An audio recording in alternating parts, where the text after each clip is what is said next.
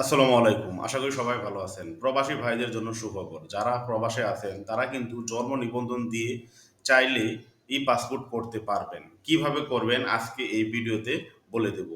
আমরা যারা প্রবাসে থাকি কিংবা যারা প্রবাসে আছেন তাদের জন্য সুখবর হচ্ছে তারা কিন্তু এনআইডি কার্ড ছাড়া জন্ম নিবন্ধন করতে পারেন না।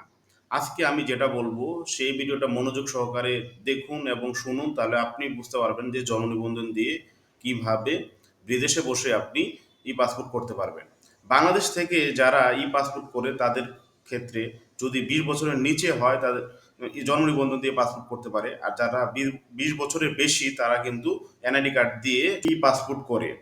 তো যারা বিদেশে থাকেন তারা যদি বিদেশস্থ মিশন থেকে ই-পাসপোর্টের আবেদন করেন সেক্ষেত্রে অনলাইন জন্ম নিবন্ধন দিয়ে আপনারা ই-পাসপোর্ট করতে পারবেন। আমি আবারও বলতেছি, যারা প্রবাসে থাকেন তারা বিদেশস্থ আমাদের মিশন হতে অনলাইন জন্ম নিবন্ধন দিয়ে ই-পাসপোর্টের আবেদন করতে পারবেন। আশা করি ভিডিওটা বুঝতে পারছেন। ভিডিও ভালো লাগলে পাশেই থাকবেন। আল্লাহ হাফেজ।